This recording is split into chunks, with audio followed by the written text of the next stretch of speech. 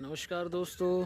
आज फिर से आपका स्वागत है आपके अपने चैनल में, जहां पर हम आपको नई नई जानकारी से अवगत कराते रहते हैं। तो दोस्तों, एक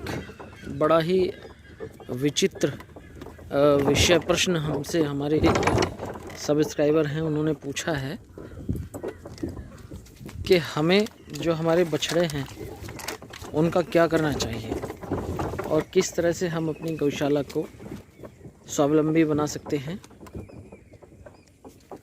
जिससे कि जो बछड़े हैं उनका एक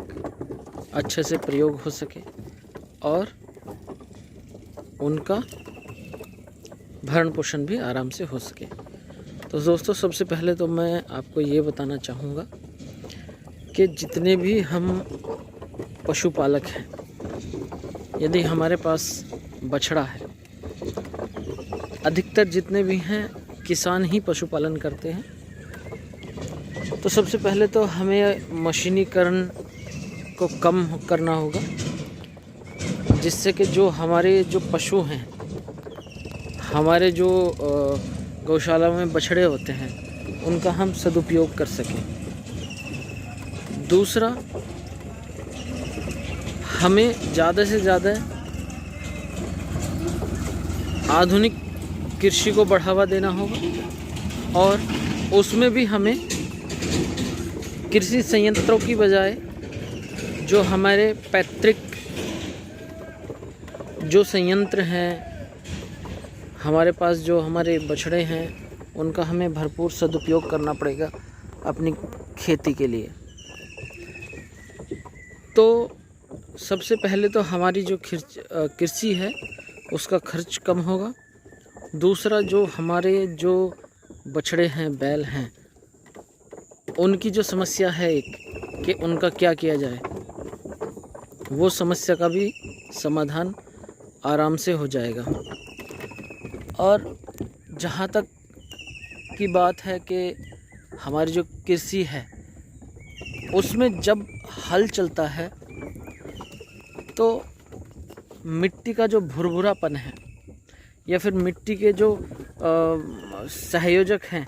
जो खेती को एक अभूतपूर्व ऊर्जा प्रदान करते हैं, जैसे कि हमारे केंचुए या और जो सूक्ष्म जीवाणु हैं, वो हमारी मिट्टी की उर्वरकता बनाए रखते हैं। क्योंकि जब हम ट्रैक्टर या किसी मशीन संयंत्र से अपनी कृषि भूमि को जुतवाते हैं, उसको कृषि योग्य बनाते हैं, तो उस समय जो मिट्टी की जो परत है वो पूर्ण रूप से जो है नहीं पलटी जाती, जिसकी वजह से जो हमारे भूमि में जीवाणु हैं या फिर जो किसान के मित्र हैं, केंचुए या फिर अन्य जीव जंतु जो सूक्ष्म छोटे हैं लेकिन हमारी कृषि के लिए बहुत ही महत्वपूर्ण है, वो ट्रैक्टर से मर जाते हैं। और यदि हम हल चलाते हैं, हल का प्रयोग करते हैं, तो उससे उन पर कोई फर्क नहीं पड़ता। क्योंकि हल का साइंटिफिक रीज़न ये है कि वो